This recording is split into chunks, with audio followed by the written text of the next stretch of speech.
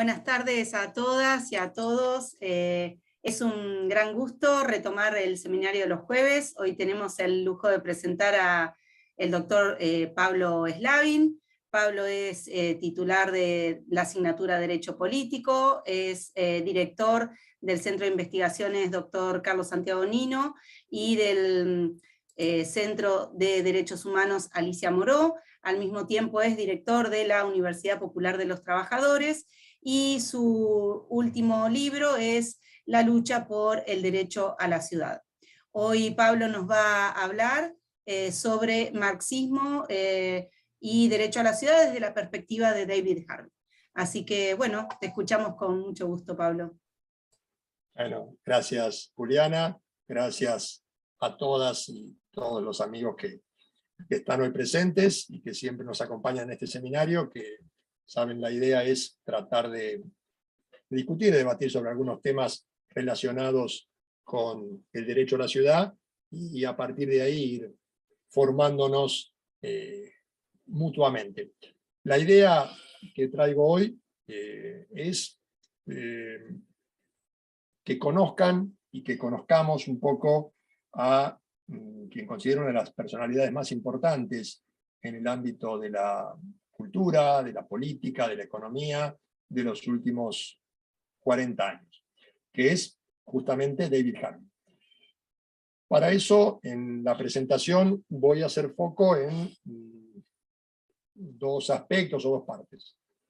Primero voy a arrancar comentándoles un poco algo muy brevemente de la vida de Harvey, y esto porque una frase que siempre me gustó de un autor, Edward Carr, que escribe que la historia es que la mejor manera de poder conocer a quien nos está escribiendo o relatando sobre un hecho, en el caso de Carlos que comentaba era las explicaciones que nos dan sobre hechos históricos, él decía, conocer las cojeras del escritor, es decir, dónde vive, cuándo vivió, cuáles eran sus problemas, porque a partir de ahí podemos entender las explicaciones que nos brinda.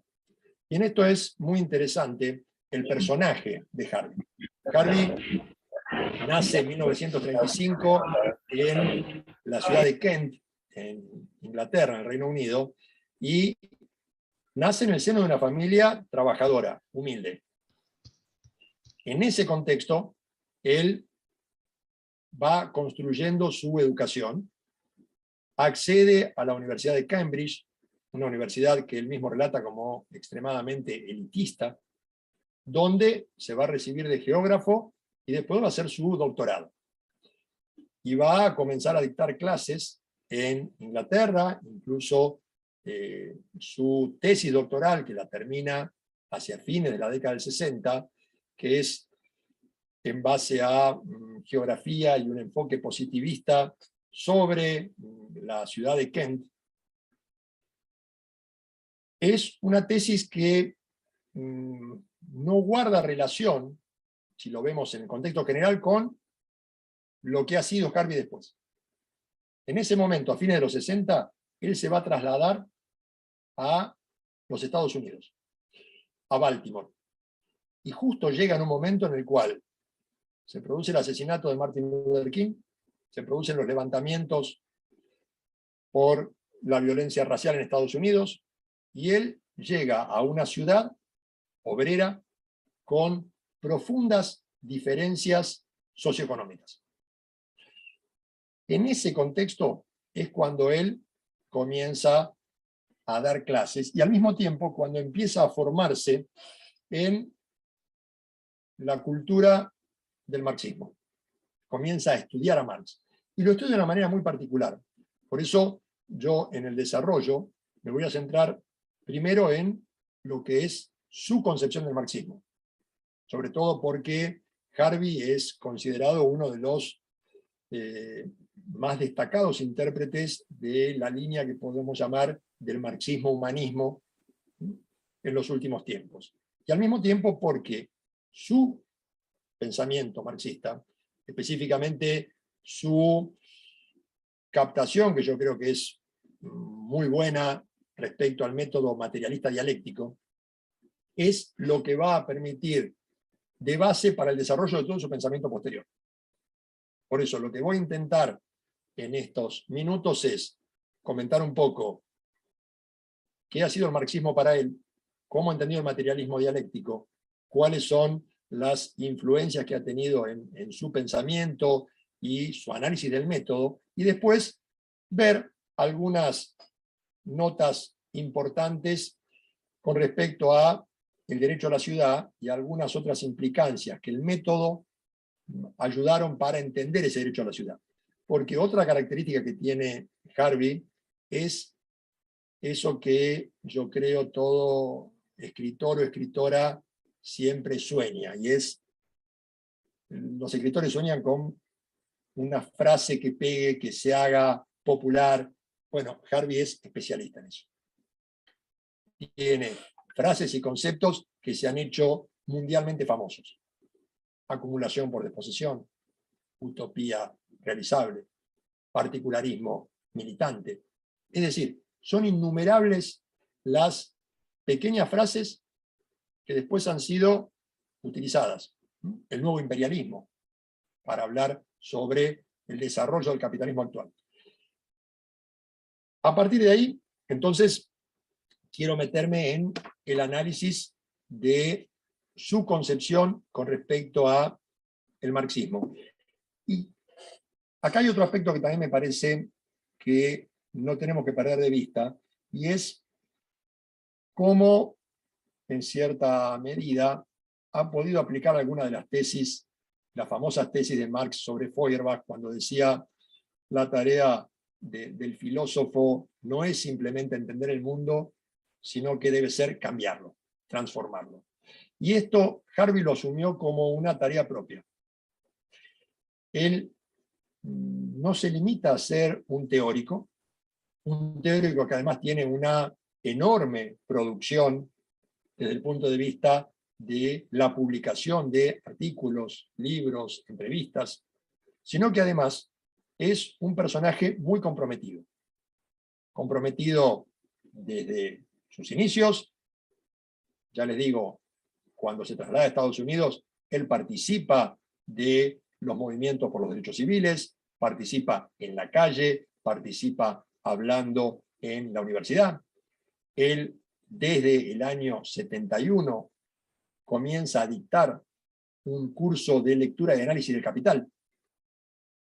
Un curso que él comenta era un curso al cual asistían 10, 12 alumnos. No iba nadie a escucharlo. Y después de 4 años de dar el curso, se dio cuenta que realmente no entendía nada de marxismo. Entonces, dijo, bueno, vamos a cambiar la manera de darlo, vamos a leerlo juntos, vamos a discutirlo, y a partir de ahí, sin decirlo él, pero reconociéndolo, y uno que ha adoptado o intentado seguir esta noción de la pedagogía crítica, se traduce, él confiesa que aprendió marxismo a partir de esa discusión con el alumnado, de tomar los textos de Marx, de leerlos, de analizarlos, de discutirlos, y que por eso él, que es permanentemente convocado para las reuniones desde el foro social, movimientos internacionales, al mismo tiempo en distintos países lo llaman como consultor. Últimamente él está trabajando para Ecuador, para una transformación ambiental. Él dice, yo no doy consejos. Yo a lo sumo escucho cuáles son los problemas que tienen, no vengo a dar soluciones, sino que a partir de ahí discuto con quienes me presentan para entender esos problemas y si puedo aportar alguna solución. Entonces, es esta visión la que creo que es tan importante y la que lo ha llevado a ser realmente un profundo conocedor del marxismo. Sus libros con respecto a la interpretación del Capital son realmente libros muy claros, muy accesibles y que siguen la lectura del Capital. Incluso en el año 96 él cuenta que tuvo un problema cardíaco grave, que tuvieron que hacerle bypass, y que vio el final de su vida muy cerca, lo cual lo llevó a partir de ahí a decir, tengo necesidad de decir cosas, no puedo esperar para decirlas. Tengo que decirlas ya, acá y ahora. Producir, escribir, actuar. Y esta ha sido su vida en los últimos, insisto, desde sus primeras publicaciones en la década de 70 hasta la actualidad, vamos a encontrar prácticamente un libro por año. Cosa que él mismo critica después, vamos a ir viéndolo, critica con respecto a el sistema educativo actual, esa obligación neoliberal de tener que publicar y tener que rendir cuenta. Pero él lo plantea como una necesidad que va teniendo de explicar, de señalar o de analizar ciertos temas. A partir de ahí, él se define como un pensador marxista. Él dice, muchas veces me señalan y me critican como pensador marxista. Él utiliza el término marxiano, que a mí personalmente debo decir no me gusta, no suena bien en las traducciones de quienes escriben en inglés, suelen hacer esa traducción de marxiano, yo prefiero hablar de marxista, y él señala un problema que nosotros vivimos muy cerca en nuestro país, y es, él dice, cuando me llaman marxista, lo hacen para justamente eliminarme de la discusión, porque en Estados Unidos el ser marxista es un estigma. El ser marxista está asociado con una visión negativa, con resabios de la Guerra Fría y con una deslegitimación de mi calidad como científico. Yo creo que en realidad, más que un científico, él es realmente un filósofo. Él tiene una formación mucho más integral que la formación que podríamos decir meramente de un especialista. Y esto se debe justamente a esa concepción. Él dice, por ejemplo, a mí me llaman opositor marxista. Yo pongo dos reparos. Primero, me considero principalmente un científico que busca una interpretación global del mundo en que vivimos.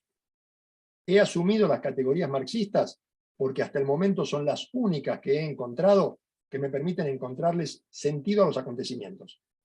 En segundo lugar, sé perfectamente que el nombre de Marx y los epítetos marxista y marxiano están teñidos de una historia de invectiva de la Guerra Fría y de la caza de brujas macartista. Que ser llamado así es hacer que la mayoría de la audiencia profesional de Estados Unidos se aparte de mí antes de que empiece siquiera. ¿Qué oportunidad tengo entonces enfrentado a algo del sonido tan respetable como los sociólogos urbanos en la tradición de la Escuela de Chicago? Y después hace algunos chistes porque es además una persona muy simpática para escribir y para hablar, diciendo, tal vez si yo los acusara de ser a los sociólogos de Chicago seguidores de Al Capone, tendría alguna chance, pero dice, hasta Al Capone tiene mejor prensa en Estados Unidos y es un ídolo popular frente a Marx. Dice, entonces, ni siquiera con esa acusación tengo alguna chance. Si lo trasladamos al ámbito local, vemos lo que viene pasando en los últimos tiempos, no solamente en la época de la dictadura, en la cual epítetos como subversión marxista, comunismo internacional, eran automáticamente para descalificar a una persona. En las últimas elecciones, con el resurgimiento de la derecha, vemos cómo aparece nuevamente esto de llamar a alguien comunista, marxista. El gobernador de la provincia de Buenos Aires, doctor en ciencias económicas, es acusado de marxista y con eso automáticamente Kicillof ya queda excluido del diálogo. Entonces, él dice que un problema que se presenta es, y en esto tiene mucho que ver el marxismo, la lucha por el significado, la lucha por el valor que tienen las palabras. Dice, hay una profunda diferencia entre la concepción positivista y la concepción marxista. Mientras la concepción positivista, que es lo que llama él la concepción burguesa, se centra en el estudio de un aspecto rechazando cualquier otro, la concepción marxista adopta un estilo inverso. Lo primero que hace es estudiar en profundidad el pensamiento burgués, conocerlo. A partir de ese conocimiento, poder introducirse en la crítica de ese pensamiento y a partir de esa crítica lograr la superación. Por eso dice, a diferencia de la concepción burguesa, quienes verdaderamente asumen un pensamiento marxista, lo que están promoviendo es un diálogo con el pensamiento burgués para encontrar cuáles son sus errores, cuáles son los problemas y a partir de ahí la superación. Por el contrario, el pensador burgués ni siquiera se toma la molestia de leer lo que dice Marx. Y las pruebas que ofrece él son las mismas que encontramos nosotros. Él dice, ¿dónde en Estados Unidos o en el Reino Unido tenemos cátedras que estudian la economía marxista? ¿Dónde se estudia el capital? En algún lugar perdido. ¿Por qué? Dice, porque el propio sistema capitalista tiene una gran contradicción. Por un lado, tiene que promover la libertad de pensamiento y la libertad de expresión. ¿Por qué? Porque eso es necesario para la renovación tecnológica, para la reproducción del capital. Necesitamos creación, necesitamos transformación. Dice, pero al mismo tiempo, y acá está la contradicción, que es una contradicción dialéctica, muestra él, esa posibilidad de libre pensamiento, esa posibilidad de que cualquiera lea a Marx, dice, porque no está prohibido leer a Marx, es peligrosa. Porque cuando uno lee, cuando uno se capacita, encuentra y descubre los problemas. Entonces, dice, ¿cómo frenan eso? Por eso dice, periódicamente, en las universidades norteamericanas, en las universidades del Reino Unido, se produce una limpieza de esos elementos nocivos que en algún momento se les ocurrió estudiar el marxismo, o meterse en esas lecturas. Y lo plantea con toda crudeza, algo que nosotros hemos vivido en carne propia, tal vez mucho más duramente por ser justamente un país dependiente. Entonces, él lo que está señalando es el estudio del marxismo, particularmente el estudio del método, lleva a poner en peligro esa estabilidad. Pone en peligro ese statu quo que intenta mantener el modelo burgués. Por eso él acude permanentemente a eso que él llama la casa de brujas. A partir de ahí, él intenta analizar este fenómeno de la dialéctica. Es decir, cómo juega la dialéctica y cuál es la importancia de la dialéctica. ¿Por qué? Porque es el método que está en la base de su comprensión del sistema capitalista. Esa comprensión del sistema capitalista es la que le va a permitir a él después desarrollar todas sus interpretaciones sobre cuáles son los problemas y llevar a esos problemas puntualmente en el tema que él analiza del derecho a la ciudad. Acá tenemos otra cuestión que es propia de los pensadores marxistas. Yo lo asocio con Rosa Luxemburgo, con Henri Lefebvre, con Peter Hughes en la actualidad, es decir, una serie de pensadores que abrevan lo que podríamos llamar un marxismo humanista, un marxismo democrático. Son pensadores globales. Frente a la especialización está la concepción de totalidad. Y esto que Harvey le dedica varios textos para analizar el método dialéctico, es muy interesante porque él dice, ¿cuál es un problema que solemos tener los geógrafos? Y él vuelve sobre este tema, él dice, a mí me descalifican para hablar de ciudad porque soy geógrafo. Entonces me dicen que como mi título es un título de geógrafo, no estoy habilitado para poder hablar sobre los problemas urbanos. Dice, este es un error específicamente del pensamiento burgués. Este es un error propio de quien recorta la realidad de quien la parcela. Fenómeno propio del desarrollo tecnológico y que se ve más pronunciado con el capitalismo. Segmentamos la realidad para poder comprenderla. Entonces, quienes somos abogadas y abogados, sabemos que después de recibidos vamos a tener que especializarnos en alguna rama. Entonces, yo soy abogado y ejerzo laboral. Y ejerzo laboral parte obrera. Y me especializo en determinados gremios. Entonces, la realidad del derecho va quedando muy chiquitita.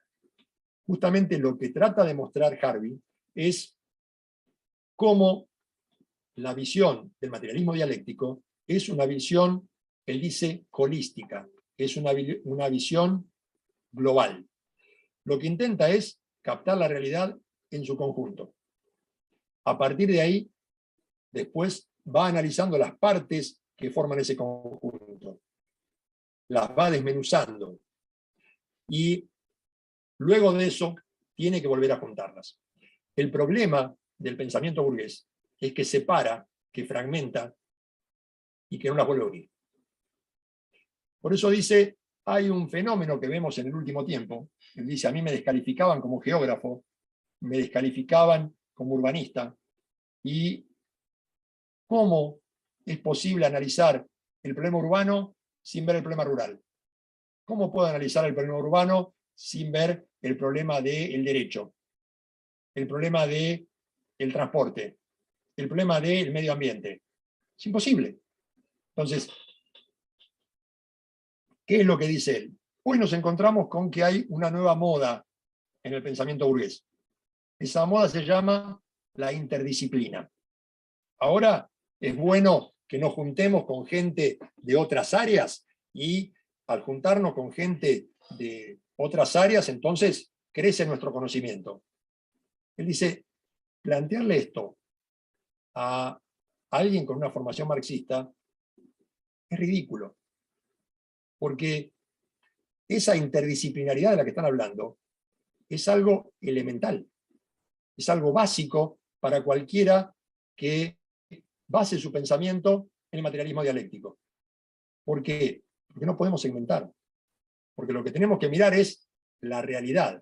Esto que él vuelve a repetir, esa explicación de Marx y Engels de la estructura económico-social. Por eso dice, es un gran error aquellos que analizan el pensamiento marxista. Después vamos a ver que esto lo repite para cuando él trata de explicar las soluciones que puede haber para la superación del capitalismo, en limitarse a ver un aspecto de la realidad, en ver el aspecto del pensamiento, o el aspecto de la economía como algo aislado, o el aspecto del medio ambiente como algo separado. Dice, eso es una integralidad. Cuando hablamos, o se habla desde lo económico, se habla de lo económico-social. Por eso no se puede aislar, y acá ya empezamos a meternos un poco en su análisis con respecto a el problema de lo que va a ser la ciudad. Dice, no podemos estar separando, segmentando el espacio por un lado y el tiempo por otro lado. El espacio y el tiempo son construcciones sociales. Son el resultado de una construcción. El hecho de segmentar el conocimiento, de fragmentarlo, lo único que hace es evitar. Fíjense cómo ustedes comenta esta fragmentación en una obra del año 2001, Espacio del Capital. Él dice, en primer lugar, los límites entre las disciplinas no tienen sentido desde el punto de vista marxista. La división técnica del trabajo es obviamente necesaria, pero su representación social debe rechazarse. En este punto, sin embargo, los opositores marxistas encuentran una dificultad peculiar. Vivimos en un mundo en el que el marco burgués de organización del conocimiento es hegemónico. Individualmente, debemos parecer expertos en alguna disciplina y hasta cierto grado adaptarnos a sus normas si queremos que nos escuchen o incluso conseguir trabajo. La oposición marxista debe organizarse, por lo tanto, dentro del marco de conocimiento existente, lo cual hace parecer que existe una sociología marxista o una economía marxista, cuando en realidad solo existe un análisis marxista y eso es todo. La oposición marxista intenta de esa manera subvertir todos los límites disciplinarios. Pensemos un poco qué nos pasa cuando nosotros queremos desarrollarnos en algún área. Tenemos que mostrar que somos especialistas. Esto es personalmente una crítica que he tenido siempre respecto a la concepción del doctorado. Cuando uno va a hacer un doctorado, ¿qué es lo que se nos dice que tenemos que hacer? Debemos ser los mayores conocedores en ese tema que estamos desarrollando. Yo creo que eso es ser un especialista, no un doctor o una doctora. Yo creo que, por ejemplo, una doctora en Derecho, lo que debería tener es un conocimiento general y profundo sobre la historia del derecho, su evolución, distintos aspectos, las distintas ramas, las problemáticas del derecho en su integralidad, y no simplemente ser especialista en un puntito, el que más conoce de ese punto. Sin embargo, lo que se nos pide es conozcan ese punto, hagan ese recorte de la realidad y demuestren ser las mejores o los mejores en ese aspecto. ¿Qué nos queda? ¿Adaptarnos o tratar de romper esa norma? Si rompemos ese esquema, nos encontramos que nos dicen lo suyo no sirve para un doctorado. Ya lo vamos a discutir con José, que se nos junta desde Vigo. Gracias, José, por sumarte. Siguiendo con esto, es decir, esta segmentación de la realidad es lo que critica, y por eso Harvey lo que dice es: todo intento de crear una teoría interdisciplinaria con respecto a fenómenos tales como el urbanismo ha de recurrir forzosamente al método estructuralista operacional practicado por Marx. Dicho de otro modo, y esta conclusión será desagradable para muchos, el único método capaz de unificar varias disciplinas de modo que puedan comprender problemas tales como el urbanismo, el desarrollo económico y el medio ambiente es el basado en una versión correctamente constituida del materialismo dialéctico, tal como opera dentro de una totalidad estructurada en el sentido que Marx lo concebía. Esto es de un texto que se llama Urbanismo y Desigualdad Social del año 73. Es el primer gran texto de ruptura con respecto a esa formación positivista que había adquirido Harvey en la Universidad de Cambridge, y en la cual empieza a profundizar en esa concepción materialista dialéctica. ¿Cuál es el paso siguiente y por qué lo plantea? Porque él dice, es muy difícil ser dialéctico sobre el espacio. El espacio aparece como algo dado. Sin embargo, y esto es lo que lo lleva a él a utilizar una terminología distinta respecto al materialismo dialéctico, y nosotros vamos a escuchar que él no lo llama materialismo dialéctico simplemente, sino que él dice, el método que utilizo es el materialismo histórico-geográfico, para referirse al materialismo dialéctico. ¿Por qué? Dice, no es que Marx y Engels se hayan olvidado de la geografía. Justamente en el Manifiesto Comunista, ellos hacen todo un análisis muy profundo del papel que juega la globalización, la exportación, la necesidad de ir conquistando todo el mundo para el desarrollo capitalista. Dice, sin embargo, pareciera que lo importante es el tiempo, más que el espacio. Y acá va a retomar otra expresión de Marx para llevarlo a su concepción sobre la producción del espacio, y es cómo el espacio o el tiempo va aniquilando los espacios, cómo la aceleración de la producción, el cada vez producir más rápido, en menos término, ha provocado que el mapamundi sea cada vez más chico, que los espacios se vayan achicando, que se acerque. La revolución en el transporte, en las tecnologías de la comunicación, ha hecho que ese mundo sea cada vez más pequeño. Y esto es ese desarrollo de las fuerzas productivas que él señala. Por eso, él dice, desde un punto de vista ontológico, es el método relacional desarrollado por Marx, tiene por objeto investigar las relaciones entre el todo y las partes, para descubrir las contradicciones, las leyes que rigen esa transformación de una sociedad y conforme las cuales puede ser reestructurada. Y esta es la clave que conduce, creo yo, toda la obra de Harvey. Es decir, Harvey, como científico que además es un filósofo, es un conocedor integral, aborda una multiplicidad de problemas. No se limita simplemente a la ciudad, si bien el derecho a la ciudad es uno de sus centros. Él se preocupa por la realidad en que vivimos. Y esa realidad en que vivimos es el modo de producción capitalista. A partir de ahí, su crítica va a cómo funciona el modo de producción capitalista. Y por esto él va a retomar los textos de Marx sobre el capital y el análisis del capital traído al siglo XXI. Y a partir de ahí, él va a permanentemente luchar por su transformación.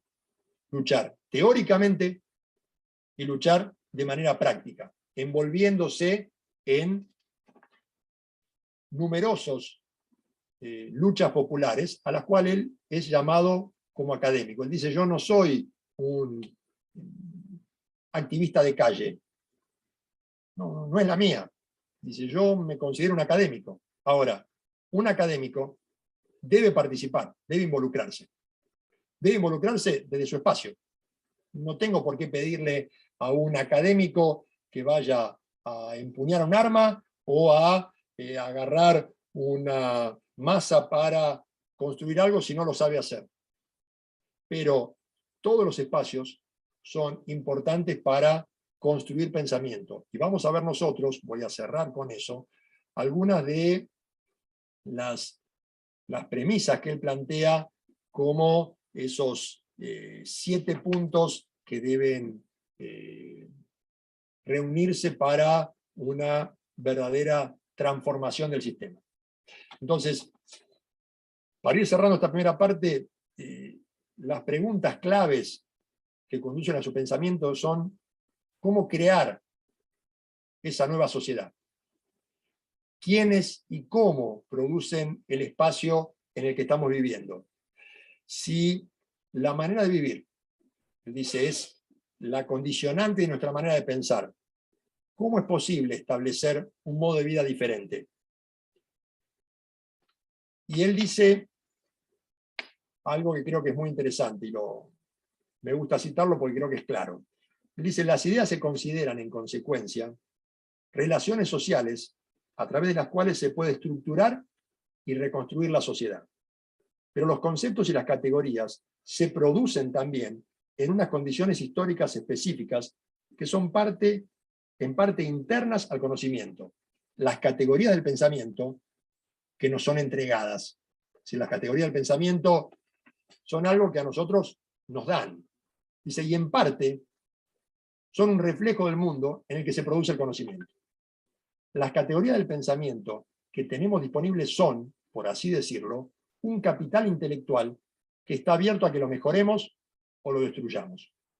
Si, por el contrario, las ideas son relaciones sociales, se deduce que podemos ampliar mucho nuestros conocimientos de la sociedad mediante el análisis crítico de las relaciones expresadas por las ideas, al igual que a través del estudio de la realidad en cuanto a objeto. El análisis de las ideas en la obra de Marx está dirigido tanto a entender a la sociedad que las ha producido, como a entender qué nos dicen de la realidad que pretenden describir. Marx adopta así un marco metodológico que gira perpetuamente en torno a la pregunta de qué es lo que produce las ideas y qué es lo que estas ideas ayudan a producir. No sé si se entiende lo que está planteando. Es decir, estamos inmersos en una sociedad condicionada por esas ideas, por conceptos, por categorías, incluso el lenguaje es impuesto por la clase dominante. Y el objetivo de quienes dictan ese lenguaje, de quienes colocan esas ideas, es mantener el statu quo. A partir de ahí, tenemos que librar, él lo dice desde el punto de vista de un pensador radical que quiere la transformación de esa realidad porque no le gusta, tenemos que la posibilidad de transformar ese lenguaje, de transformar esas ideas. Dice, y tal vez hasta la naturaleza podemos modificarla. La única barrera muchas veces es lo que nosotros mismos nos estamos imponiendo. Muchas veces, dice, caemos y nos convertimos en prisioneros de una ideología. Quiero los últimos 10 minutos, no sé, Juliana, si estamos bien de tiempo. Estamos si no, sabés que perfecto. podés ponerme freno sin ningún problema. Sí, sí, no, Quiero muy bien. charlar sobre 2 o 3 de esos términos a los cuales, insisto, acude y ha construido Harvey, que lo han hecho muy famoso y son centrales en su pensamiento. Uno de ellos es, o el primero tal vez un poco la clave de los que siguen, es su análisis del proceso de acumulación capitalista. Porque a partir de ese proceso de acumulación capitalista, él toma la obra de Marx, analiza cómo el espacio no es algo dado, la ciudad no es algo que está ahí, sino que es una construcción. Es una creación que van haciendo los seres humanos y que va cambiando de acuerdo al tiempo. A partir de ahí, la ciudad ha ido cambiando. Por eso él no habla de la ciudad en general, en abstracto. Él habla y analiza la ciudad capitalista, que es diferente a la ciudad feudal o a la ciudad esclavista. Y justamente lo que dice es, ¿quién produce el espacio? ¿Cómo produce el espacio? El espacio se produce a partir de la existencia de un excedente. En el modo de producción capitalista, de un excedente de capital. ¿Y quién decide cómo, dónde, cuándo se produce? La clase dominante. Dice, el resultado de la producción del espacio va a ser el resultado de lo que esa clase dominante desea y cómo esa clase dominante destina los excedentes. Por eso él utiliza la expresión la solución espacial. Si la burguesía soluciona su problema de crisis a través de producir espacio, de construir permanentemente nuevos lugares en los cuales ir desarrollando o construyendo ese espacio. Por eso, en una obra que se llama La construcción social del espacio y del tiempo, una teoría relacional, que es una obra del año 94, él dice, una de las magnitudes cruciales en que los capitalistas están interesados es en la rotación del capital a través del tiempo. Cuanto más rápido este rota, el capital, mayores ganancias se pueden obtener. Y si miramos a la historia de las innovaciones tecnológicas del capitalismo, podemos encontrar que muchas de ellas se orientan precisamente a aumentar la velocidad de circulación del capital y acelerar su rotación. Las innovaciones en la producción técnica, en la publicidad y en el consumo han cumplido esa tarea. Pero los capitalistas están interesados en algo que Marx llamó la aniquilación del espacio por el tiempo. Esto quiere decir que la reducción permanente de las barreras espaciales es vital para el desarrollo de la acumulación capitalista. El efecto es comprimir el espacio de manera que éste opere cada vez menos como una barrera significativa a la acción comunicativa.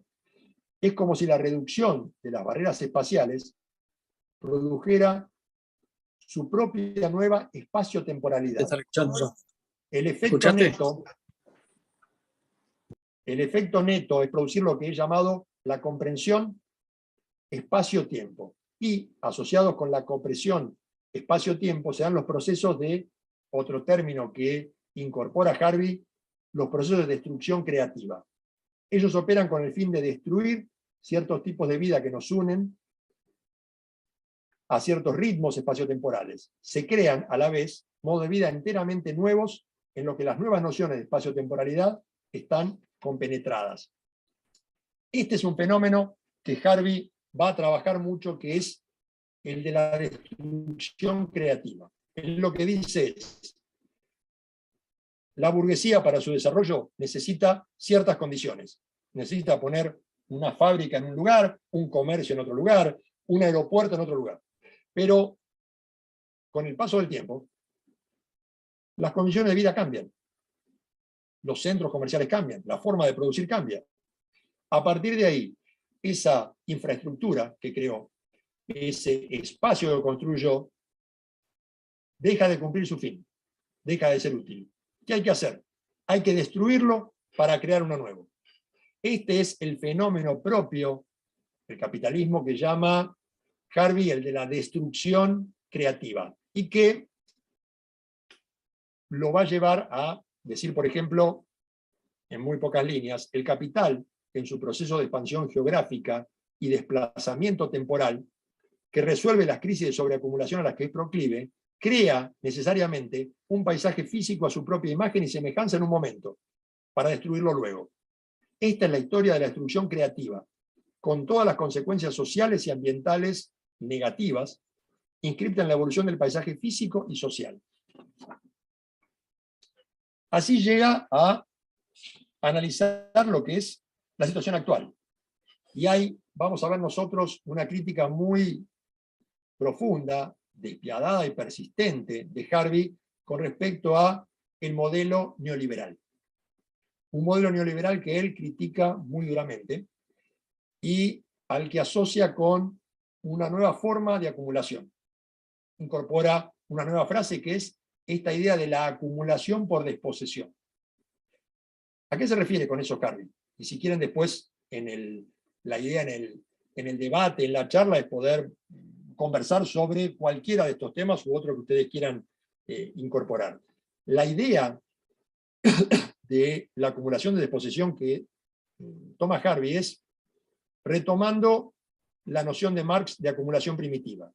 Marx decía que para poder desarrollar el capitalismo había habido una acumulación previa, necesaria, imprescindible, que es la que le permitió a quienes inician el proceso capitalista tener una cierta cantidad de dinero, tiene que haber ese capital, tienen que existir fuerzas productivas, tienen que haberse apropiado de mano de obra, de campos, para poder iniciar la producción.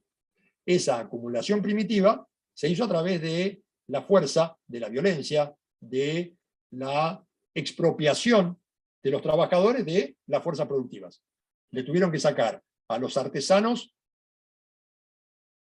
las máquinas, de tal manera que lo único que tiene la clase trabajadora es su fuerza de trabajo, su cuerpo, su mente. Ya no tiene los medios de producción. Harvey lo que dice es, la crisis que se produce con el estado de bienestar en la década del 70 lleva a una nueva forma de acumulación. Esta acumulación avanza sobre el espacio de la ciudad. ¿En qué consiste la desposesión? Consiste en sacarle a la clase trabajadora toda una serie de derechos y de espacios que eran considerados como propios. Él dice, la ciudad capitalista se va convirtiendo cada vez más en un espacio degradado. Degradado no solo por la forma de vida a la que se va pauperizando la población, sino además degradado medioambientalmente. Esa desposesión avanza sobre ¿qué? Avanza sobre las jubilaciones, avanza sobre los salarios, avanza sobre los espacios públicos que van siendo privatizados, avanza sobre una serie de derechos que se van perdiendo. Entonces, todo eso, Harvey dice, es una nueva forma de explotación. Esa forma de explotación es una forma de acumulación que es propia del sistema neoliberal. Por eso la ciudad, que era históricamente un valor de uso, y acá Harvey sigue los la terminología de Marx con respecto a valor de uso y valor de cambio, dice, la ciudad, ya con el capitalismo, deja de ser un espacio en el cual voy a vivir en comunidad, a disfrutar con la gente que me rodea y con mejores condiciones que si vivo aislado en el campo, para transformarse en un negocio, un espacio de negocios. Por eso dice también, se produce un gran problema con el propio uso del término ciudad, derecho a la ciudad. Dice, ¿qué es el derecho a la ciudad? El derecho a la ciudad, dice, es una especie de derecho humano, un derecho humano esencial, a que reivindiquemos el poder de intervenir sobre cómo se construye el espacio donde vivimos. ¿Quién construye ese espacio y de qué manera queremos que se construya? Es un derecho humano a decir, yo tomo las decisiones. Él dice, hasta ese derecho sobre la forma y el modo de hacer las ciudades es apropiado por el discurso neoliberal. ¿De qué forma lo apropia? En algo que vamos a ver mucho en los últimos tiempos, que es esa noción de marca ciudad. El neoliberalismo dice, tenemos que vender la ciudad. El derecho a la ciudad es el derecho a tener una gran obra, un gran puente, un gran festival que dé trabajo a la gente y que permita que nuestra ciudad crezca y que, para hablar de nuestra ciudad, que Mar del Plata sea la ciudad turística de la Argentina. Para eso, que no lo sea Tandil, que no sea Necochea, que no sea Ushuaia. Es decir, provoca una competencia entre ciudades en la cual el beneficio no es para la gente que vive en la ciudad, sino que el beneficio es para promotores inmobiliarios, sectores financieros. Por eso dice, la construcción de vivienda dejó de ser una forma de proveer a un servicio para que alguien tenga un lugar en el cual viva en forma saludable y se pueda desarrollar integralmente, para transformarse en un lugar en el cual puedo invertir y hacer crecer mi dinero. Por eso se da el fenómeno propio de las ciudades capitalistas, y Harvey conoce nuestro país, viene seguido a la Argentina y, según sabemos, se queda durante el verano, por lo menos hasta hace unos años, en la localidad de Miramar, acá cerca, porque tiene familia ahí. Él conoce la realidad argentina, habla mucho de Argentina, de Latinoamérica, la visita permanentemente, y él dice, esa realidad de ciudades degradadas la veo también en las ciudades desarrolladas, en los países desarrollados. Es esa misma realidad de ciudades duales, de ciudades que tienen esta complejidad de gente sin vivienda y viviendas sin gente. Este es otro fenómeno propio de las ciudades que actualmente tenemos que estar viviendo. Para ir terminando, quiero utilizar otro término, y me tomo ya los últimos 5 minutos, que es dejarle la idea del particularismo militante. ¿A qué se refiere con esta noción de particularismo militante? Él dice, el derecho a la ciudad cobra importancia porque se considera que hay una relación de proximidad, de cercanía, con quienes toman las decisiones de cómo construir nuestro espacio. A partir de ahí, el derecho a la ciudad nace como un grito, y esto nace a partir de Lefebvre, a quien sigue Harvey, y toda una serie de autores que dicen, desde la ciudad podemos empezar a transformar nuestra realidad y a partir de transformar el mundo. Dice, sin embargo, esto tiene algunos peligros. ¿Cuál es el peligro? Muchas veces esa defensa del espacio, esa defensa del lugar, esa defensa de mi barrio, de mi cultura, lleva a un movimiento contrario, a movimientos reaccionarios, a movimientos que lo que dicen es que no vengan inmigrantes, que no venga gente que afee mi barrio.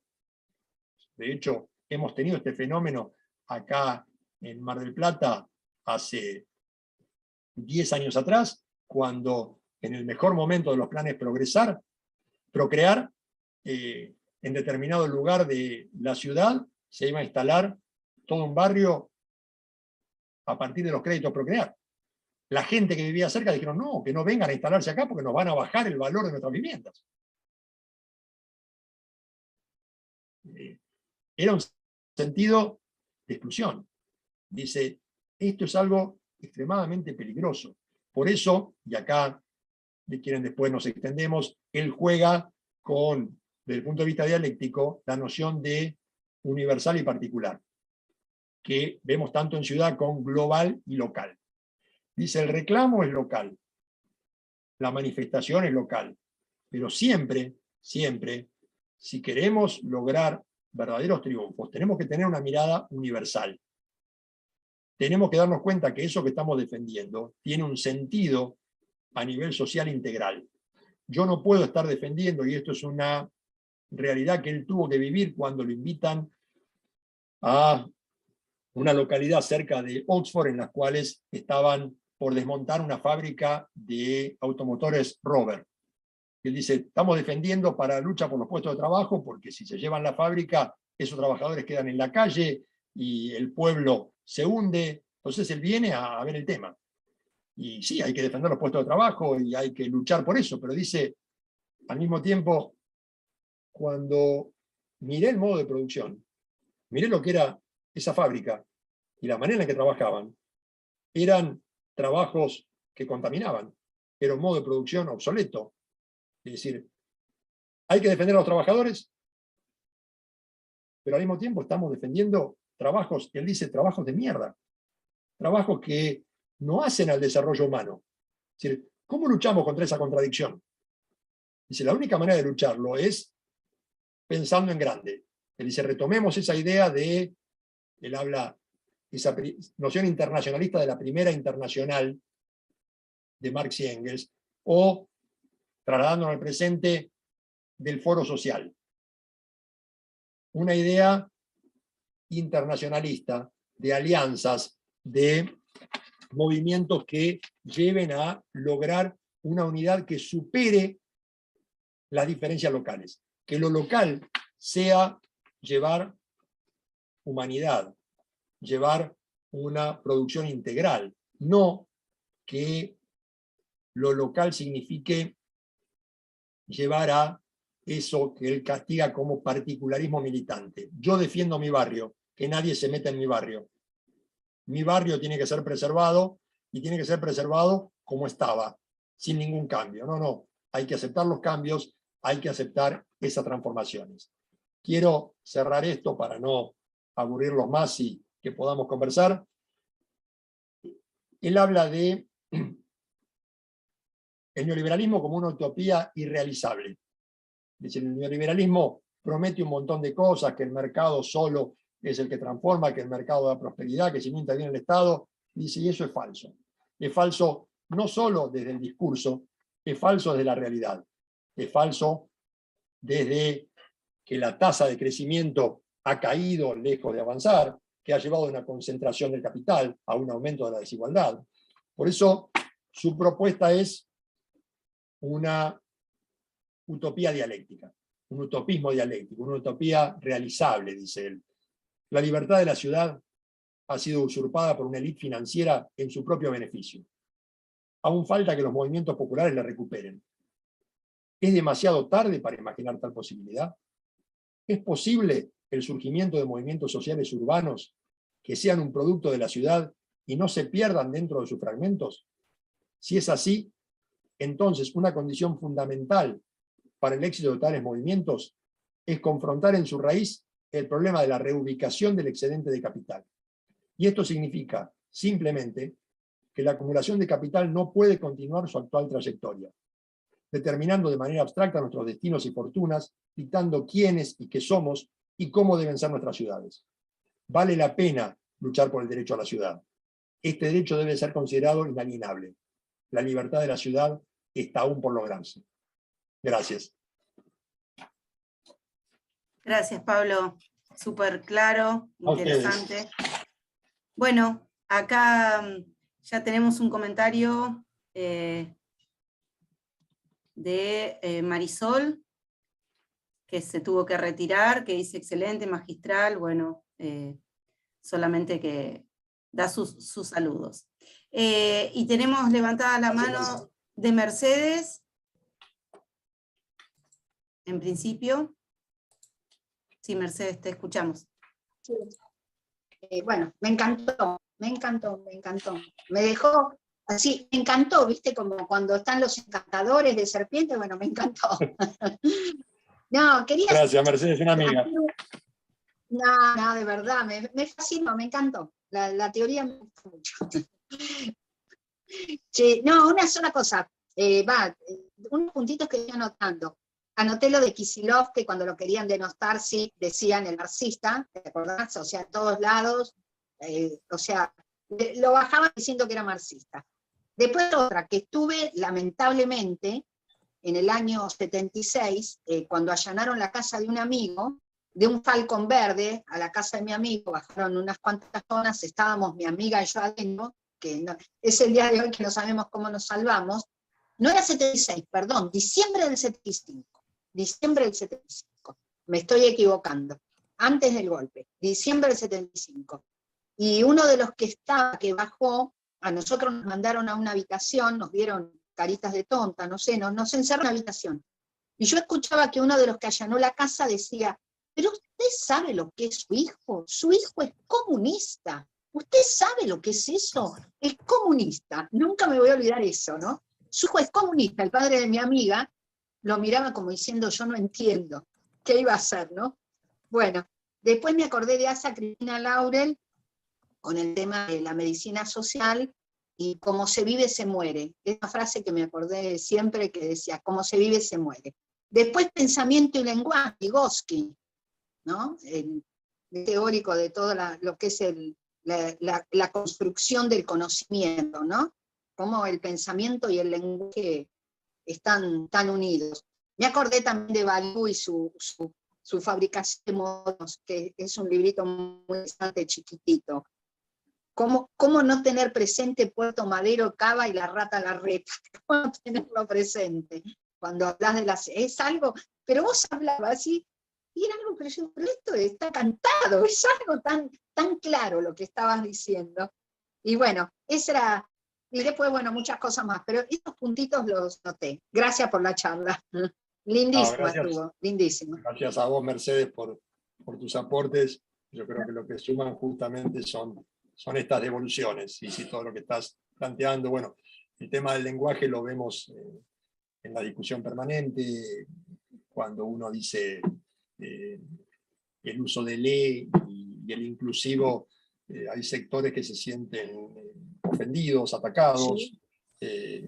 Debo reconocer que a veces es difícil utilizarlo para los que venimos de generaciones anteriores, pero hay formas de tratar de cambiar el lenguaje, porque ese lenguaje tiene otras implicancias. Y porque Claro. Si a una persona quiere que le digan de determinada manera, ¿por qué no decirlo de esa manera? Es decir, ¿cuál es Sí. el problema? Es decir, esconde otras cosas detrás. El lenguaje transmite un pensamiento, y el pensamiento juega un papel muy importante. Es decir, Harvey justamente señala eso, y yo no quise extenderme más, pero él cita la importancia del papel del pensamiento que tenía para Marx. Dice, Marx nunca desdeñó el pensamiento, al revés.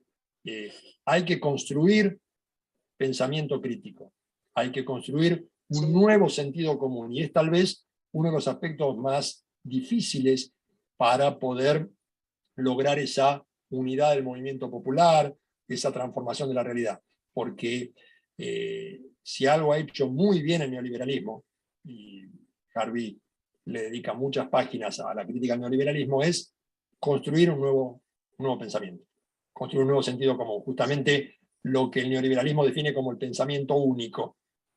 Esto es así, Sí. no se discute. Entonces, el tema del lenguaje, de utilizar los espacios que tenemos cada uno de nosotros donde estamos, creo que hay que aprovechar.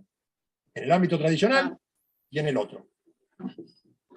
Gracias, Sí, Mercedes. hay filósofo, discúlpame, hay otro filósofo también que me gusta leerlo, que es Ateta, un filósofo vasco también. A mí me toca el tema del sentido común, y bueno, es muy interesante también lo de Arteta. Y bueno, hay muchas cosas más. Está bien, si no, no le vamos a dar lugar al profesor que sigue.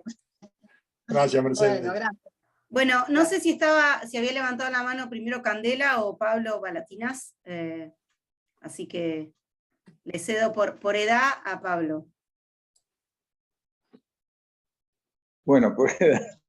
Porque es más joven, decís vos. Bueno, Claro, gracias bueno. por la Desafortunado pero quizás se el quede comentario. lo mismo. Bueno, si está abierto el micrófono, agradecer la exposición de Pablo. Fui haciendo un punteo de todo el desarrollo. Me gustaría hablar de algunos de los puntos que marqué, menos del último, que es el particularismo militante, esta categoría teórica que prefiero no hablar porque vivo frente al Museo Mar. Y lo único que haría es demostrar que soy un revolucionario de poca monta. Bueno, ahí sí va a ser el plan Procrear. No, me quedo con el reflejo del neoliberalismo en la ciudad, y recuerdo cuando el expresidente de Ecuador, Rafael Correa, va a España con motivo de la burbuja inmobiliaria, dice: estoy viendo el peor de los escenarios posibles. Los bancos que no necesitan casas llenos de casas, y la gente que las necesita en la calle. Así que vaya que la ciudad refleja, ¿sí?, de algún modo, la ideología dominante. Pero con respecto a lo metodológico, ¿no? Con la necesidad del pensamiento holístico, a mí me gusta decir que la universidad se divide en facultades, la realidad no. Pero quiero de alguna manera agradecer a los directores de tesis que siempre te dicen lo mismo: acotá, acotá. Esto puede llevar a que uno se convierta, a lo que decía Ortega y Gasset, es un bárbaro del especialismo. Pero en definitiva, cuando leemos a Marx, un sociólogo de la talla de Marx, no es que diga en definitiva que esta teoría de la estructura y superestructura es terminante, que no estén imbrincadas unas cosas con las otras, pero llama a no perder tiempo y meterse de lleno en los modos de producción. Por eso Marx no habla de religión, ni siquiera habla de derecho, y es abogado. Tampoco habla de educación, que es lo que a mí me interesa. Con lo cual, la metodología en la cual a mí me interesa educación, leo Althusser, y desde luego que se reproduce también en educación el modo de producción. Serviría solamente para constatar que si ciertamente no es necesario analizar la realidad, sino transformarla, que en definitiva lo que vamos a hacer es que refleja aquello es lo que hay que cambiar y transformar. Lo que sí me gustaría preguntarle a Pablo, porque tenemos imágenes de revoluciones de los 60, donde hasta la victoria siempre significaba con un fusil en la mano. Y en esta batalla de ideas, en esta batalla cultural, me parece que hoy los fierros, de alguna manera, ni siquiera son la pluma y la palabra. Ya en la era del multimedia es una cámara. Es decir, no sé si lo utiliza también Harvey, o precisamente con su producción y sus conferencias, trata de producir el cambio. Porque creo que sí hay una posibilidad de modificación cuando se trabaja desde este lugar, que no necesariamente es la lucha armada, pero si no se cambia este estado de cosas, no se va a producir la transformación. No sé qué piensa Pablo. Gracias. Gracias a vos, Pablo. Vamos por partes. Marx escribe de religión, escribe de derecho, escribe de todo eso y mucho. Ahora, obviamente, su obra central la destina al análisis del capital, porque esa es parte de la estructura, de ahí viene la transformación. Yo justamente, si algo encuentro como característica de esa concepción holística, que lo veo en Harvey, lo veo en Marx, pero sin ser un expositor marxista detallado, es alguien formado en el marxismo. Si vos mirás a Habermas, la característica, yo tuve mi época de estudiar la teoría de Rawls, Nozick, y estudiar a Habermas. Rawls escribió sobre la teoría del contrato desde que surge hasta 40 años después y no salió de ahí. Habermas escribe de todo. Tiene un conocimiento, una visión de la realidad mucho más comprensiva. Desde ahí va lo que Harvey analiza como la necesidad de una comprensión de la realidad como una totalidad, de no perderse en aspectos menores. Por eso, cuando él plantea y él propone una teoría correvolucionaria para transformar la realidad, él dice que el cambio social es un cambio en el cual hay, siguiendo lo que analizaba Marx para el pasaje del feudalismo al capitalismo, él dice, hay una interrelación permanente entre 7 momentos. Rápidamente, esos 7 momentos son las formas tecnológicas y organizativas de la producción, intercambio y consumo, las relaciones con la naturaleza, las relaciones sociales entre las personas, las concepciones mentales del mundo, reagrupando saberes y niveles de interpretaciones culturales y creencias, procesos de trabajo y de producción de bienes específicos, geografías, servicios o afectos, agencias institucionales, legales y gubernamentales, el Estado, y el encuadramiento de la vida cotidiana que sostiene la reproducción social. Él dice, normalmente cuando se encara un movimiento revolucionario, se hace hincapié en un momento, en alguno de esos, es decir, o el cambio con la relación con la naturaleza, o el pensamiento, o, como decís vos, vamos a tomar el Estado, o la política de Holloway. Podemos hacerlo sin tomar el Estado. Él dice, este es un error. Es decir, uno puede arrancar, el movimiento de transformación puede arrancar en cualquiera de los espacios.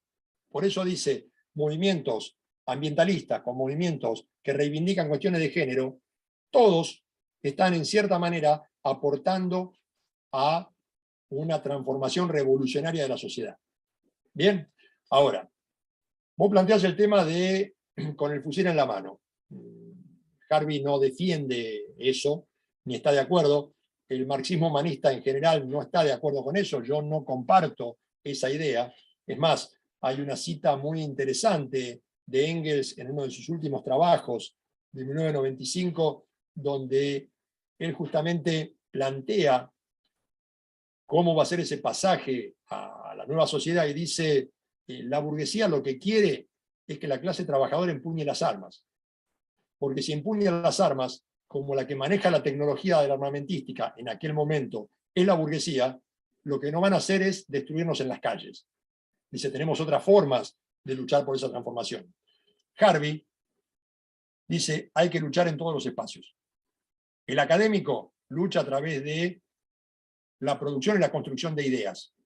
Ahora, vos dijiste bien, a veces el libro o el papel va quedando atrás, ya no sirve. Nosotros, yo publico el libro. ¿Cuántos leen el libro que publiqué? ¿10 personas amigas? Me tengo que transformar en un bestseller para ser leído. Entonces, el libro digital ya tiene más llegada. Ya puedo mandarlo a otros lugares. Ya no dependo de esa compañía que se encarga de distribuir los ejemplares. Ahora, Harvey se encuentra, y lo cuentan, o uno lo va conociendo a través de las obras de él, ustedes hoy se meten en internet y encuentran el blog de Harvey y cómo estas clases sobre el capital, sobre conferencias, han sido editadas, traducidas y permiten un acceso mucho más fluido a su pensamiento. ¿Quién se encargó de eso? Él dice, a mediados de la década del 90, un grupo de alumnas y alumnos que iban con él al curso, le dijeron, profe, nosotros vamos a editar sus clases, las vamos a filmar y vamos a trabajar para editarlas. Él no entendía mucho de tecnología y se pusieron a hacer ese trabajo. A partir de ahí, su pensamiento se multiplica en popularidad. Entonces, la violencia, yo creo que no. Yo creo que justamente quien maneja la violencia es el Estado.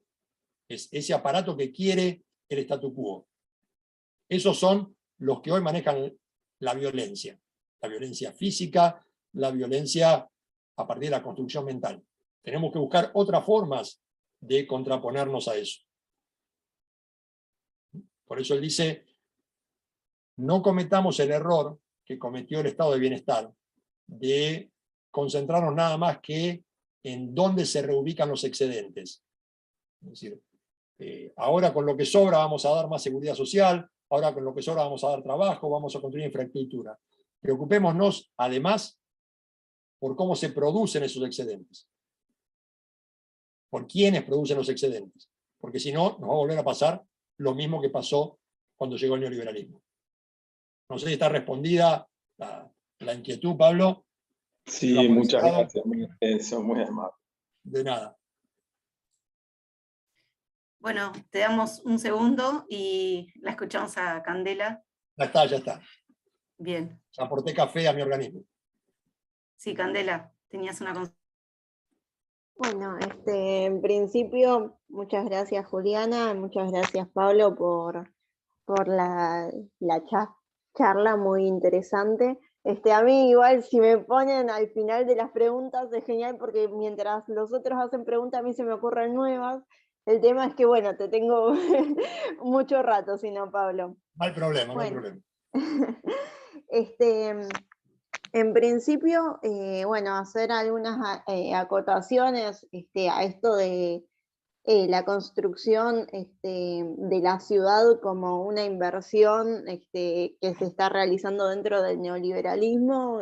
Me recordé que justo ayer leí la nota de que en Mogote se intenta hacer un puerto madero comercial, entonces cómo se ve, se visibiliza eso, y bueno, cómo se intentan sacar de los terrenos a familias y todo, o sea, discriminan a la población y generan espacios de comercio, que me parece una etapa del neoliberalismo muy cínica, pero interesante de análisis.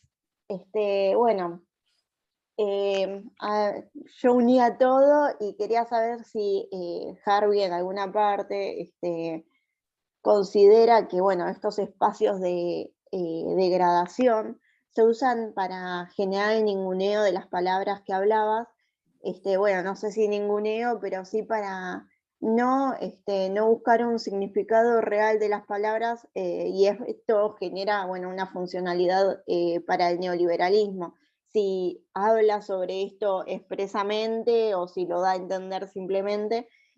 Bueno, también quería que me recomiendes algún libro que se relacione más que nada con este tema de el sistema neoliberal y bueno, y el significado de las palabras, teniendo en cuenta de que el artículo que tengo ganas de escribir es sobre el lenguaje de la identidad como algo que no se le estaría dando la importancia de vida, que se lo toma como un hecho aparte, ¿no? Y bueno, y la importancia que tiene en todo, ¿no? Y más dentro de una sociedad en donde aparta, donde margina un sector de la sociedad sin brindarle esa identidad. Y después, quería consultarte si consideras que desde la perspectiva de Harvey, hay una frase que justo tenía anotada de ayer de Arrey, que habla sobre que el imperialismo obtiene un doble resultado: la miseria real del pueblo y la subcultura de las clases medias y altas. Si considerás que es así, si considerás que Harvey genera una relación y habla sobre este tema.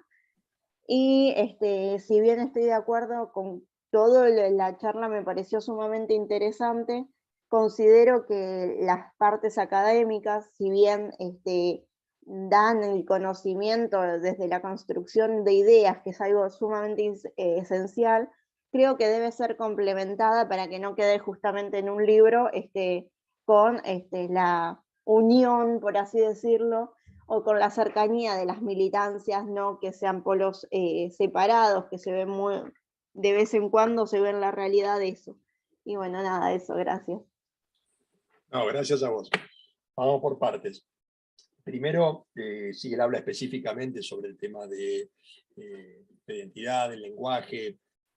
Tiene muchos textos, diría uno, primero así que que me viene a la memoria rápidamente es con respecto al neoliberalismo, específicamente el neoliberalismo. Después, si querés, te paso toda una serie.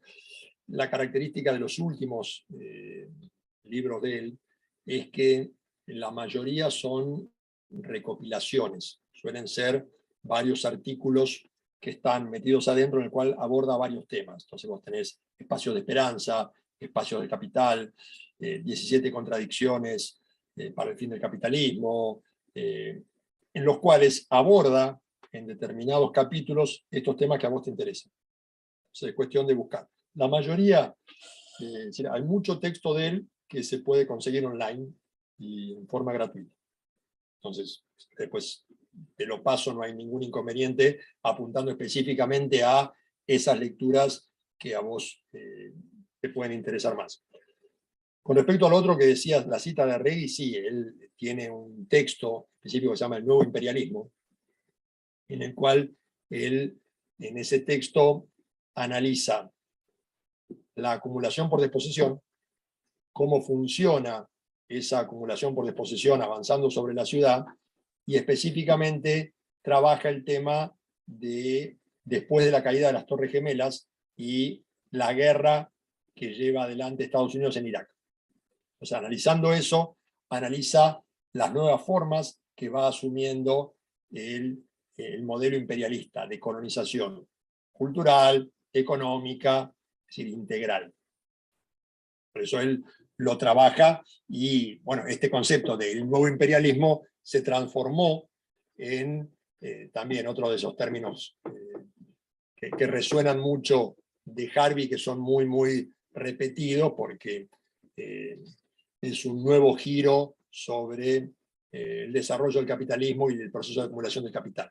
Como en esta última fase, o fase final, o como se le quiera llamar, del desarrollo del modo de producción capitalista, el imperialismo asume otra tarea y justamente avanza acumulando por desposesión. Entonces muestra en el caso de Irak y dice, fíjense, acá no es simplemente que nos quedamos con Irak. No, no.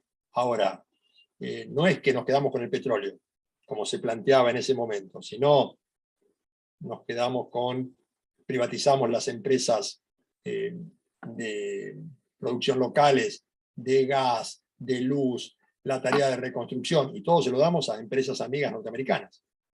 Es decir, el negocio en Irak, más que el negocio del petróleo, fue el negocio de la reconstrucción. ¿Quién lo manejó y cómo lo manejó? Eso es lo que llama el nuevo imperialismo. Y por último, sí, coincido plenamente con lo que decís vos, con el papel de la función que debe cumplir la académica o el académico. Justamente por eso al inicio yo destacaba que él no es simplemente un académico. Él es un académico militante. Él en esta línea está en lo que nosotros tratamos de promover o defender cuando hablamos de la pedagogía crítica de autores, pensadores como Freire, como Giroud, como McLaren, que dicen todo acto de docencia tiene detrás un acto político. Hay que asumirlo y hay que decirlo. A partir de ahí, desde el espacio que ocupamos, estamos defendiendo una postura u otra. Aun cuando creemos, o sinceramente alguno dice yo meramente estoy reproduciendo un texto, está dando una opinión. Y esa opinión tiene mayor o menor influencia. Entonces, lograr juntar la academia con los movimientos populares, para quienes creen en la posibilidad de una transformación social, es importante. Lo que él dice es, no confundamos los roles en cuanto a posibilidades. No me pidan a mí, dice Harvey, que salga a hacer tareas que no estoy capacitado para hacer. Entonces, si yo soy un carpintero, no me pidan que me ponga a escribir un libro. Dejen que mi aporte lo haga desde la carpintería. Entonces, si lo mío, dice Harvey, es ser un estudioso de las relaciones sociales, del modo de producción capitalista, de cómo funciona, déjenme compartir mis ideas. Compartan ustedes las suyas y nos vamos creciendo y construyendo algo distinto. Ese es mi aporte. Yo puedo traerles ese aporte. Es decir, no me pidan que vaya a construir vivienda social, porque no lo sé hacer, porque no es la mía, porque puedo no estar cómodo en mi aporte y sí lo puedo hacer desde el otro lado. Eso sí está claro. Pero sí, él se considera un académico militante, comprometido Sí, en causas clarísimo, sociales, Pablo. participando en cada una de las causas o reclamos sociales. Él no se queda sentado en su escritorio. Perfecto, muchas gracias. De nada. Acá Pablo Javier Salguero dice, la acumulación por disposición se puede aplicar a la modalidad de negocios de las grandes tecnologías o tecnológicas, Google, Amazon, etc. Gracias. Es una pregunta. Sí, seguro. La acumulación por disposición es genéricamente la forma en la cual desde determinados sectores privados se van quedando con bienes que eran de uso y goce público. Entonces, el saber, el conocimiento, que debería ser algo gratuito, es apropiado por determinadas empresas. Empresas que se quedan con las ideas, compran esas ideas, por ejemplo. Entonces, hoy tiene un valor el pensamiento como negocio. No es el pensamiento como un aporte a la humanidad. Se compra la comunicación, se compran los espacios, se compran las líneas. Eso es parte de algo que deberían ser bienes sociales y no lo son. De hecho, una discusión que tuvimos ahora en pandemia es, se declara de interés público el uso de tecnologías como la Internet. Debería ser gratuito. Hoy todos dependemos nosotros de esto. Sin embargo, hay una lucha entre el capital privado para decir yo me quedo con esta porción del espacio y no se pueden meter. Y lo manejan como si fueran monopolios. Sí, claramente la acumulación por disposición entra también ahí. La ciudad como espacio se transforma en un espacio de negocios. Entonces ya no voy a una playa, la playa está privatizada. Ya no voy a las montañas a poder respirar profundo. Ahora tengo que pagar para ir a la montaña. Bueno, muchas gracias. Acá Mercedes también volvió a levantar la mano. No sé si quedó o... Una sola cosa nada más. Yo aprendí de grande ya, hace poco, a raíz de lo que hablaba, lo que significaba la palabra contratista. Son aquellas empresas, Jalil Burton, un montón de empresas que van a Medio Oriente, destruyen Palestina, destruyen Israel, destruyen un montón de cosas, y después van y reconstruyen.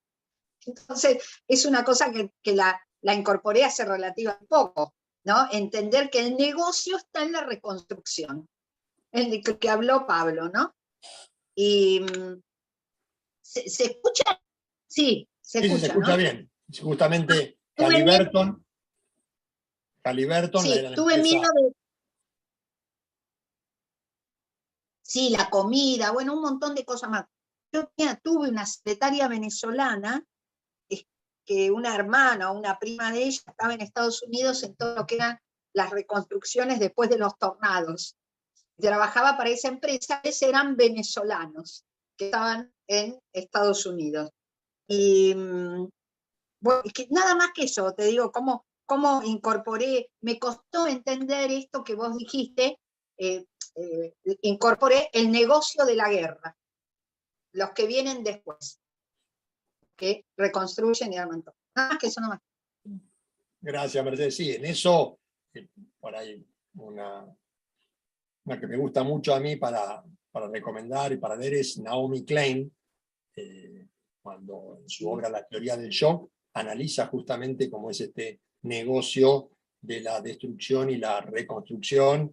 Se remonta al Chile de Pinochet y después analiza los casos de los tsunamis en Extremo Oriente, de lo que pasó en Nueva Orleans con el huracán y cómo eso sirvió, esa destrucción sirvió para que empresas privadas vinieran y se quedasen con esos espacios que eran públicos, con el manejo de la educación, en el caso de Nueva Orleans, que era una educación pública y que Tornado destruyó las escuelas, todo. A partir de ahí aplicaron un sistema de escuelas charter, como le llaman, escuelas en las cuales el Estado hace la inversión y los privados son los que la manejan y los que recaudan. Ese es el respecto a Nueva Orleans y al Katrina, discúlpame, con respecto a Nueva Orleans y al Katrina, yo no sé, creo que alguna vez te lo dije, no estoy segura, que hay un dossier de Le Monde Diplomatique donde tratan, pero muy en pormenorizada, cómo sabían lo que iba a suceder y no lo evitaron. Tenían toda la información de lo que iba a pasar y no lo evitaron. Es un ter de Le Monde Diplomatique. Son negocios.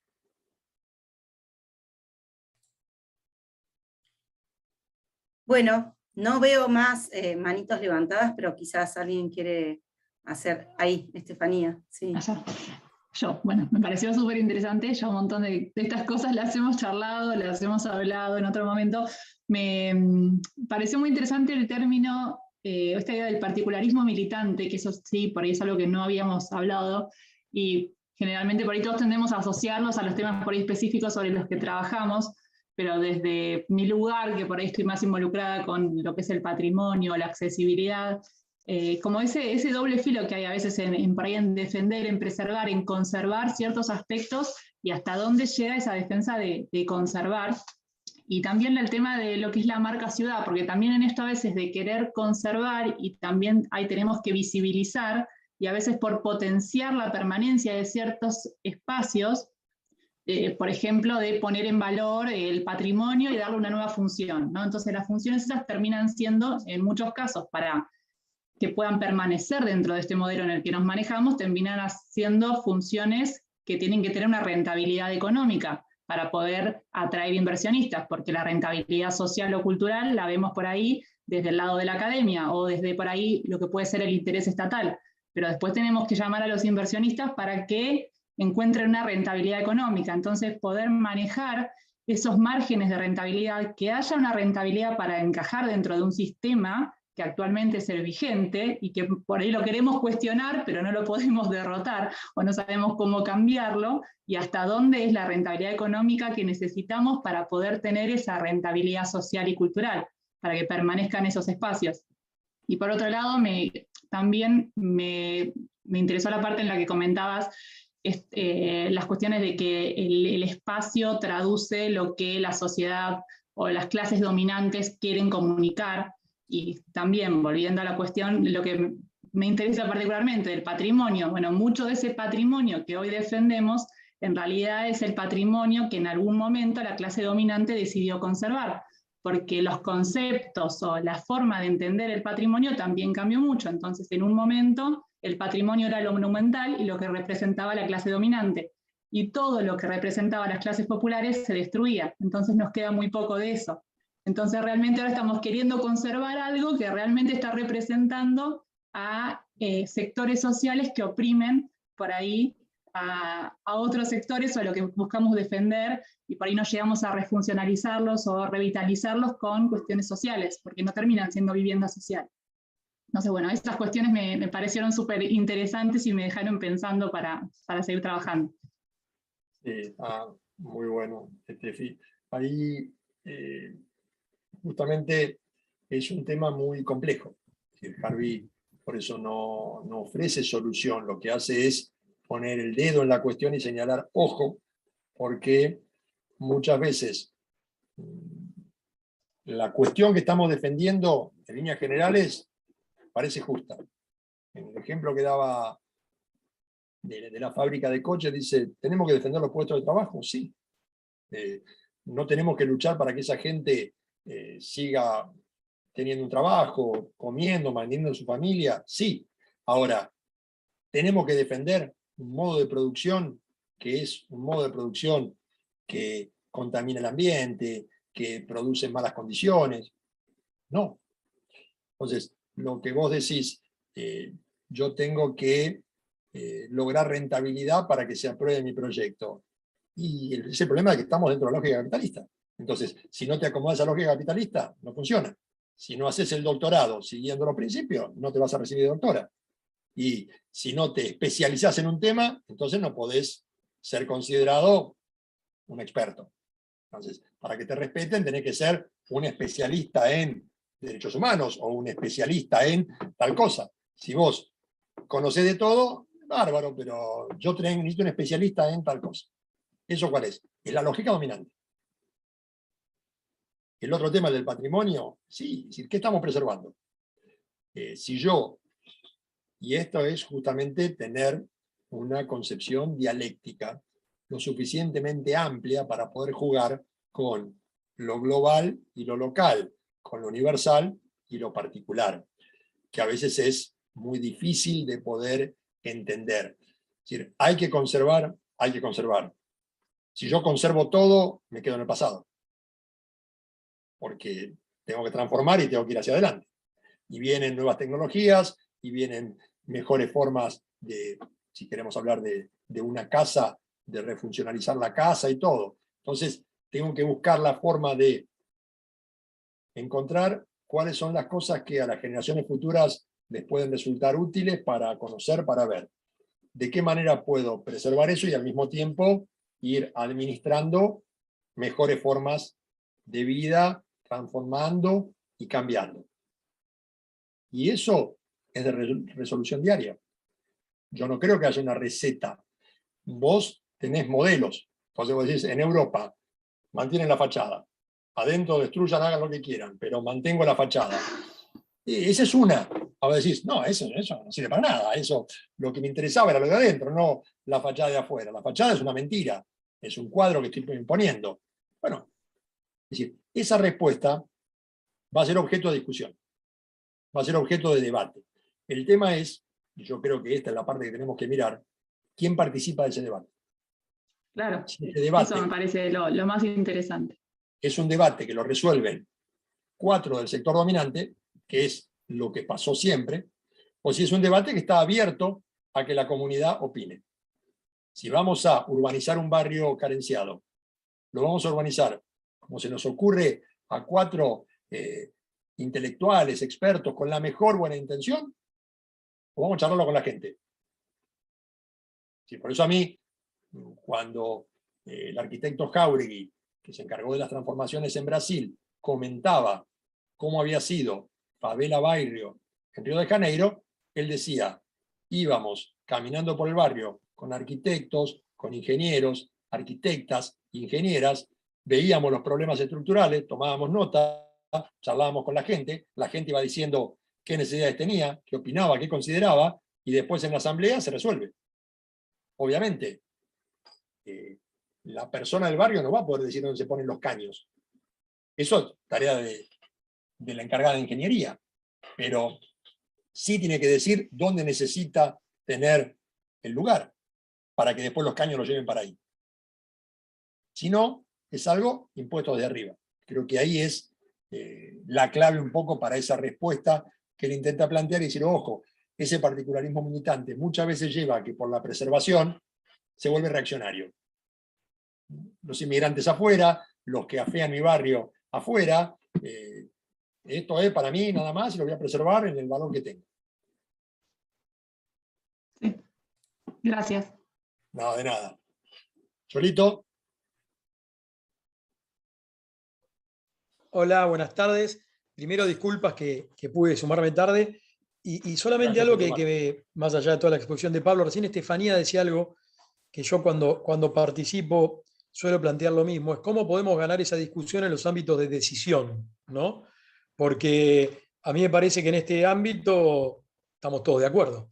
Y el tema es cómo nosotros que creemos que lo que pensamos es lo más atinado, lo mejor o que va a garantizar derechos, damos ese debate por fuera, sobre todo con esta cuestión de la rentabilidad y la crítica a cualquier cuestión que no genere esa renta o que genere déficit, entre comillas, directo en un balance, cuando en el balance nunca se pueden contemplar los derechos que se garantizan tomando esas decisiones, ¿no? Y me parece que esto es algo que que nos pasa. Digamos, trato de no ser autorreferencial, pero yo trabajo en una empresa pública y parte de lo que hace es tratar de garantizar derechos, en este caso de conectividad, con regiones que están alejadas, y la crítica fundamental es que esos tramos nos hace remontar hace 30 años, ¿no? Con ramal que para, ramal que cierra, los que somos argentinos y recordamos eso, y ahí es donde tenemos que explicar, pero bueno, ese debate en la academia está muy bien, pero me parece que ese debate también debe llevarse a otros lugares donde se toman las decisiones, que es lo que siempre dice Pablo, ¿no? En esto no es una crítica, sino, claro, sí, pero me hacía pensar Estefanía en eso, porque si no, vamos a perder la discusión en el lugar del poder y nos vamos a autoaplaudir ganando las discusiones en la academia, que no está mal, ¿no? Yo soy docente también, pero bueno, eso. Sí. Un comentario en relación a eso, que por ahí también en eso es interesante de lo que hablaban del tema de la academia y la militancia. Por ahí la militancia que se puede ejercer desde la academia es conquistar también espacios de divulgación, que por ahí dentro del espacio científico muchas veces son como denostados quienes se dedican a la divulgación. Y si no, nos quedamos hablando entre los que nos interesa o sabemos los mismos temas. Y quienes hacen divulgación realmente llegan a mucha más gente y pueden hacer. Y en un momento antes de arrancar con la parte formal hablábamos de cómo generar los contenidos en el aula, cómo comunicar a los estudiantes sobre la información, y Aldana comentaba de los videos de Darío Stranzinhaber en Encuentro y qué interesantes eran, ¿no? Justamente eres una persona que es académica, que es especialista y que trata los temas, los pone en discusión, los expone en espacios que por ahí o sea, es interesante ir conquistándolos para hablar estas cosas, para exponer y para hacer pensar y ofrecer otra mirada que tal vez en la diaria de una persona que no está enfocada en estos temas no tiene el tiempo para pensarlo, no se le ocurren, y no porque vaya a estar en contra de la idea, sino porque no se da la situación para discutir. Una idea en relación a eso. Es súper interesante eso que decís, Estefanía, y yo me quedaba pensando, por ejemplo, un tema como súper polémico en nuestra ciudad, lo de la exploración petrolera y toda la movida que se generó, porque los ambientalistas tienen una gran capacidad de divulgación y de convocatoria, y bueno, si bien es un tema que quizás es polémico en términos de cuál uno considera que es la decisión correcta, sí es cierto que la ciudadanía se presentó y planteó que quería formar parte de la decisión, y me parece que eso es como súper saludable, esto que veníamos pensando, bueno, quiénes toman la decisión respecto de cómo debe ser la ciudad, o cómo debe ser, sí, digamos, la configuración de la ciudad, qué preferimos, si lo productivo o la preservación de la ecología. Pero bueno, no sé qué me estoy metiendo, lo dejo al expositor que responda. No, está bien, yo no tengo la palabra ahí.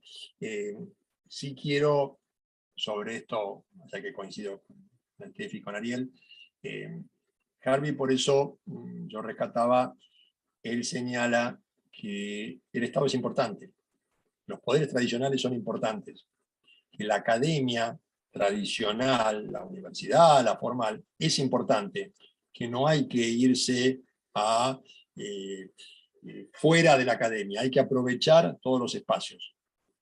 Y en esto coincide un poco con lo que dicen Freire o Giroud. Si la universidad tradicional es conservadora, sí es conservadora. Ahora, hay intersticios, hay lugares en los cuales se puede intentar ir construyendo un pensamiento alternativo. Ahora bien, yo creo que, y algo que plantea un gran error para mí del actual gobierno, es medio de comunicación.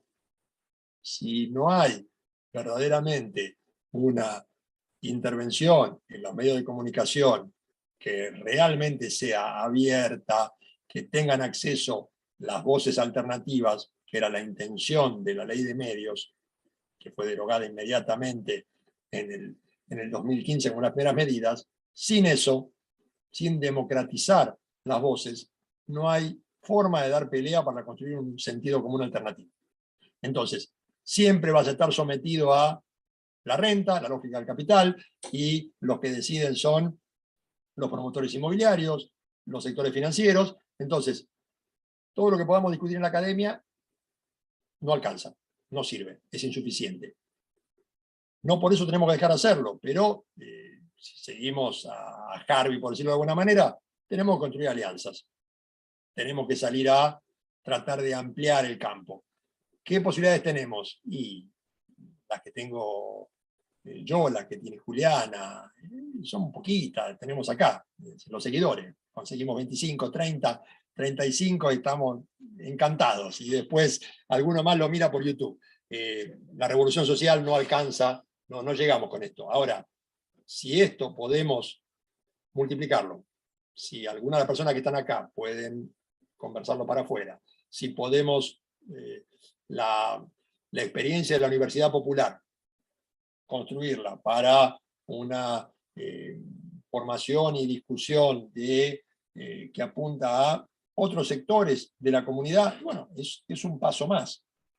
Si esto va unido a ir ganando espacios en el Estado y que desde ese Estado haya voces que planteen este tipo de cosas, entonces lo que es un lunar empieza a hacerse algo mucho más grande. Sin tomar el Estado, tomar el Estado me refiero a poder acercarse a los ámbitos de decisión, es muy poco lo que se puede hacer para cambiar esa mentalidad. Si algo bueno en cuanto a logros hizo el neoliberalismo, pudo imponer su modelo. Y es el sentido común. Y no da negocio, no sirve. No tenés ganancias, no sirve. No lo plantees. Entonces, frente a eso es difícil luchar. El emprendedurismo es el modelo y lo que uno pueda plantear es sí, pero la gente vive mejor, sí, pero hay que dar seguridad social, no, son choriplaneros y son gente que vive del Estado. ¿Y el Estado cómo vive? ¿De dónde recauda el Estado? Los sectores dominantes necesitan del Estado para poder vender su producto, para poder comercializar con el exterior, necesitan infraestructura y no van a construir un aeropuerto, ni carreteras. A ver, sin embargo, eso, en este imaginario, eso está. Es algo que está dado. Ahora viene el emprendedor a invertir. Entonces, cambiar esa lógica es una tarea muy difícil. Yo creo, en humilde opinión, que lo que tenemos que ir tratando de hacer, quienes creemos en eso, es ir construyendo espacios. Es un granito de arena para ir tratando de construir ese nuevo sentido común. Pero después, quienes están más arriba en los sectores de decisión y de poder, intervenir para eso, ayudar para eso. Le paso la pelota a los que están en el gobierno municipal y ahí al gobierno provincial. Esto es una chicana interna porque Ariel está en el gobierno municipal y es amigo. No va a venir más, si lo seguís chicaneando. Sí, viene. Viene porque tenemos coincidencia. Sí, siempre que podemos tratamos de estar, a veces, bueno, un rato, pero se aprende mucho. Así que gracias. Aprendemos todo, yo creo que eso es lo bueno. Seguro. Bueno, faltando 6 minutos para las 4 de la tarde, creo que podemos liberarte, Pablo, y abrir los micrófonos y hacer un aplauso. Bueno, gracias. La verdad me he sentido muy cómodo. Los encuentros, les agradezco mucho a todas y todos que nos hayan acompañado. La semana que viene vamos a contar con 2 distinguidas profesoras de Brasilia, que van a estar hablando, que pertenecen al Instituto de Derecho Urbanístico de Brasilia, con el cual hemos trabado lazos en el último tiempo, en esto que charlaba recién un poco con Ariel, de construir alianzas, de ir ampliando. Hoy tuvimos la presencia de Sandra, de Marisol, que nos acompañan desde Ecuador, desde Colombia. Un poco esto se ha hecho internacional y va sumando. Son voces que nos ayudan. Mercedes siempre desde el extremo sur es una fiel seguidora. Así que bueno, a todos y todas muchas gracias. Un aplauso para ustedes y nos estamos viendo la semana que viene. Adiós, que anden bien.